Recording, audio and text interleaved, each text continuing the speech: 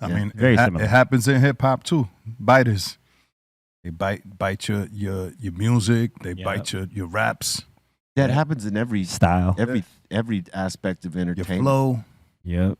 Yeah, like rappers these days, right? John is with a lot of the independents and some of the independent labels and even major labels, they'll see what one artist is doing and then they want that same record from, let's say, you, if they sign you. We need something like this. Right. So they'll go out of their way to find an artist that's that.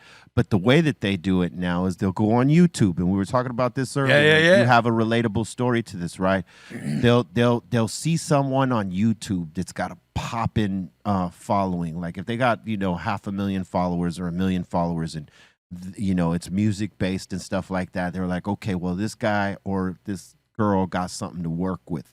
Let's go get them and give them a deal.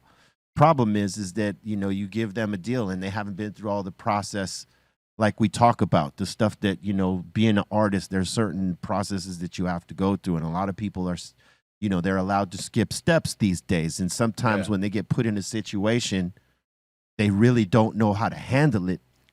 Because it's like, it's not necessarily overnight fame, but it's like you've shortcutted, the path. And so when you see, like, when you point that out, what a lot of the young guys do is they automatically default to old hater. And it's like, dude, nobody's begrudging you your bread or your success. That's not what we're getting at. We're just saying, like, hey, man, eventually you're going to have to do a Mexican show or a black show, or you're going to have some women, or you might be you go to a comedy club, and sometimes the Sunday show, without telling you, they just add a charity.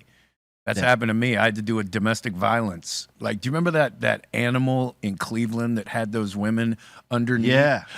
3 of them, it was a benefit for them.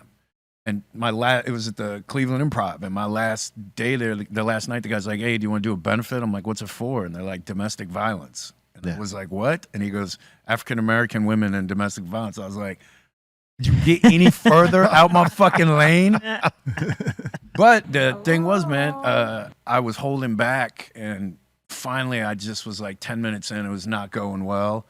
And I just go, hey man, do you guys want me to like do my act? And immediately, just like that's what always happens, they were all like, do your fucking act. And this one chick in the back goes, I've been beating the head with a hammer. We can handle your fucking jokes.